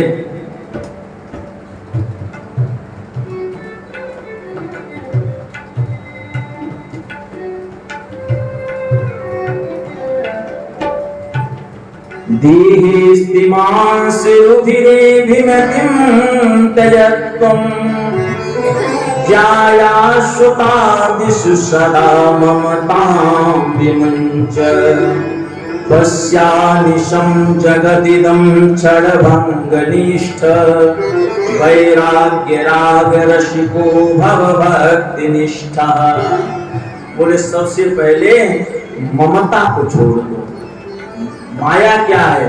मैं और मेरा, मैं और मोर तोड़ ते माया, यही माया है। बोले ऐसे नहीं छूटेगी, बिना भगवान के भजन से माया नहीं छूटने वाली है। बोले जाओ आप श्री कृष्ण मापनेतम दशमस्य पाठ, आप भागवत जी के का पाठ करो। आज आत्मदेव जी ने भगवान श्री कृष्ण भागवत जी का अध्ययन करना शुरू किया और धीरे धीरे जो मोह और माया के चक्कर में घुसे हुए थे वो तो निकल गए, लेकिन धुंधली महारानी नहीं निकल पाई। और एक दिन बेटे ने उन्हीं के इस केस पकड़ लिए। बोले बताओ कहाँ कहाँ धन रखा हुआ है, अगर नहीं बताया तो कल देखना सुबह सुबह तुम्हारी खबर लेंगे। डर की वजह से बेचारी रात में कुएं में गिर के जान देती। अब तो परम स्वतंत्र, न सिर पर कोई नहीं हुआ, तो 5 वैश्याओं को ले आया और मन मर्जी करने लगा। एक दिन राजा के यहाँ से बहुत सारा धन लेके आया। वैश्याओं ने सोचा कि किसी ना किसी ने ये पकड़ा जाएगा। 5 वैश्याओं ने मिलकर पहले उसे 4 पाई पे बांधा चिल्लाया, तुरंत एक वैश्या आई, उसने गर्म कोयला लाकर उसके मुंह में डाल दिया और बांध के उसे भी कुएं में डाल दिया। इससे एक और देखो, जो अपने माँ बाप को सताता है, ये सोचो उसका हाल ऐसा नहीं होगा, उसका भी बुरा हाल होता है। प्रेत बना जाकर गोकर्ण जी तो घर छोड़ के चले गए थे। जब वापस आए, जब उन्हें प्रेत योनि मुंह दिखाई दिया, प्रार्थना की, हे भ्राता अहम भ्राता तुदीयोस्मि, मैं तुम्हारा ही भाई हूँ, मुझे प्रेत योनि से उद्धार करो।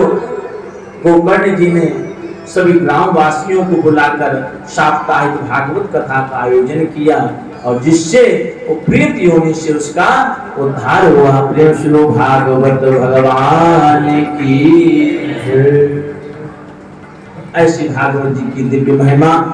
छठे अध्याय में भागवत सुनने की क्या क्या नियम है। 3 प्रश्न थे ना प्रारंभ में। पहला प्रश्न क्या था? भागवत कथा क्यों सुननी चाहिए?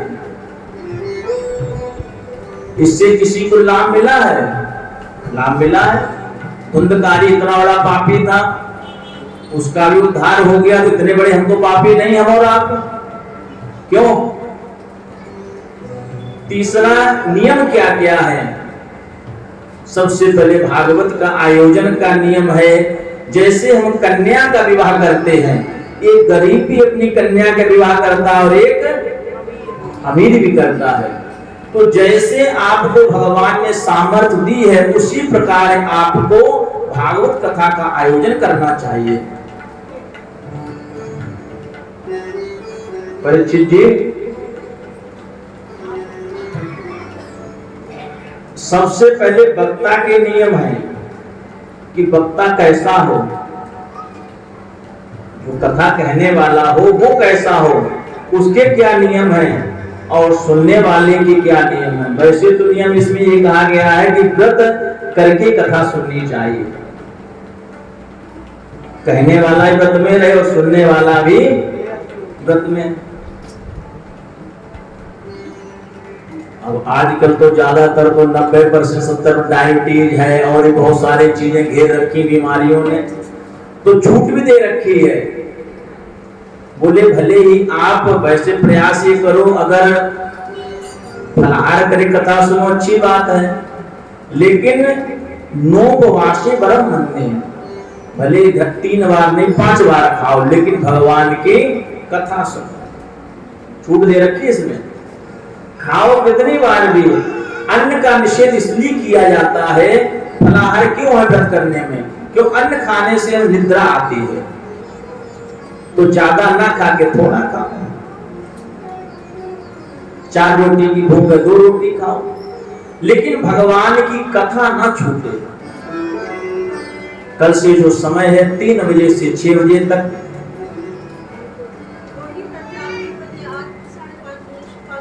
आज पहला दिन था, आज इस वजह से आज विलंब हुआ, क्योंकि सब पूजन होना था, डेली यज्ञ हो रही और मतलब हो रही है, तो पहले दिन तो लेट ही जाते हैं। कल से हमारा ये नियम रहेगा, 3 बजे हम यहाँ आपको उपस्थित मिलेंगे। 3 बजे हमारे यहाँ पे आपको उपस्थिति होगी। और एक नियम ये भी है कथा में कि व्यास जी के आने से पहले श्रोता लोग पहले उपस्थित हो। ये भी कथा में नियम है। जैसे आज आप लोग आज के लिए क्षमा चाहते हैं कि आपको ज्यादा इंतजार करना पड़ा, लेकिन कल से ऐसा नहीं होगा। 3 बजे से 6 बजे तक। आज थोड़े 1 घंटे इधर भी लेट हुए, लेकिन कल 6 बजे विश्राम, क्योंकि टाइम इसका मनी, टाइम का अगर आप समय के पाबंद नहीं रहोगे, समय के पाबंद होना बहुत जरूरी है। तो कल से 3 से 6 का समय, और भगवान की दिव्य कथाएं कल से हम आप श्रवण करेंगे। आज तो उसे महात्मा सुना, कल राजा परीक्षित का जन्म, सुखदेव जी का आगमन, कुंती जी की स्तुति, भीष्म स्तुति, भगवान की दिव्य कथाएं कल से आप सुन करेंगे। आइए भगवान नाम स्मरण करें, उसके बाद आरती और प्रसाद लेके सभी लोग तभी जाएंगे।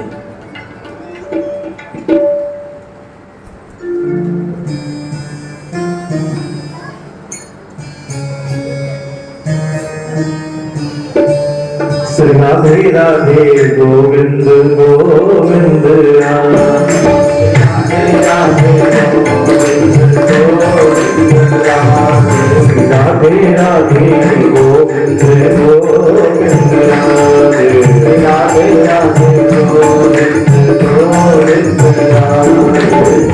गोविंद राधे गोपाल राधे गोविंद राधे गोपाल राधे गोविंद राधे गोपाल राधे गोविंद राधे गोपाल राधे श्री राधे राधे गोविंद गोविंद राधे राधे राधे गोविंद गोविंद राधे राधे राधे गोविंद गोविंद राधे राधे राधे गोविंद गोविंद राधे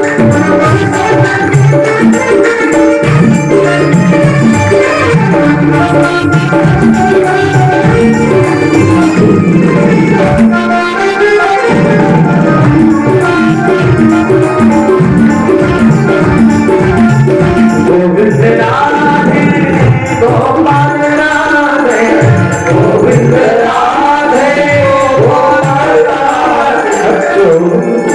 राधे गोपाल राधे गोविंद राधे गोपाल राधे गोविंद राधे गोपाल राधे गोविंद राधे गोपाल राधे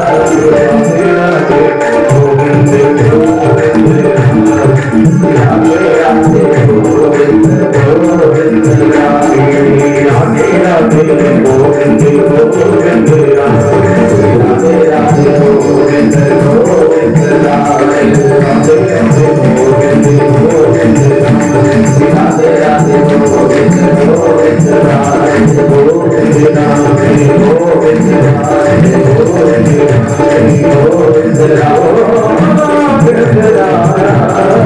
गोविंद राधे गोविंद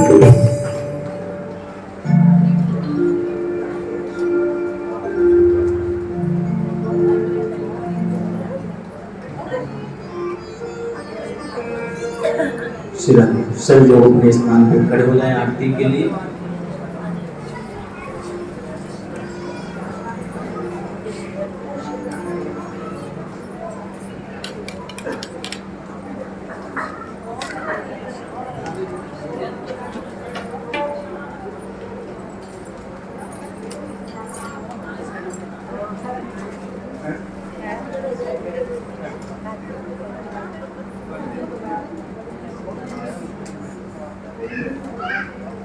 ओम चंद्रमः मनसो यादशोः सूर्यो वरायतः श्रोताद्वायुषधानस मुखाद्निर्गायत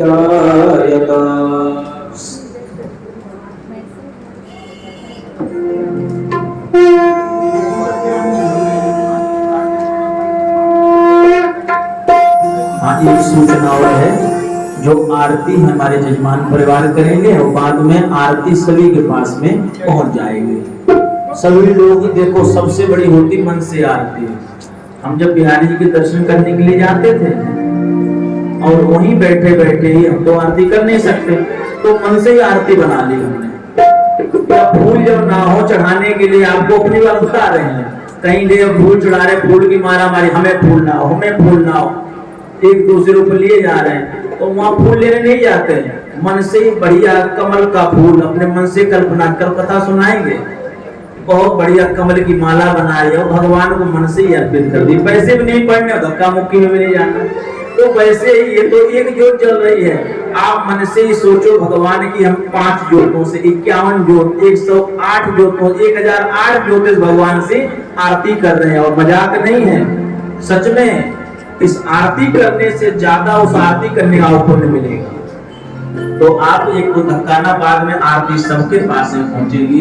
श्री के बिहारी तेरी आरती गाओ, के बिहारी तेरी आरती गाओ, के बिहारी तेरी आरती गाओ।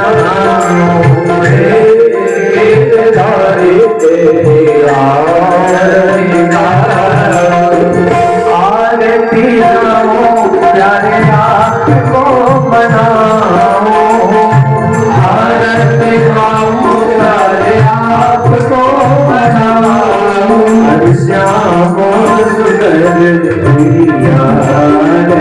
गाओ श्याम सुंदर आरती गाओ, मोरे मुकुट प्यारे शीस सोहे, मोर मुकुट प्यारे शीस सोहे, प्यारी बंसी रो मत मोहे, प्यारी बंसी रो मत मोहे, एक छवि तुम्हें हरि जाओ, मांगे बिहारी तेरी आरती गाओ, चरणों से निकली है गंगा प्यारी, चरणों से निकली है गंगा प्यारी, वो जिसने सारी दुनिया तारी, जिसने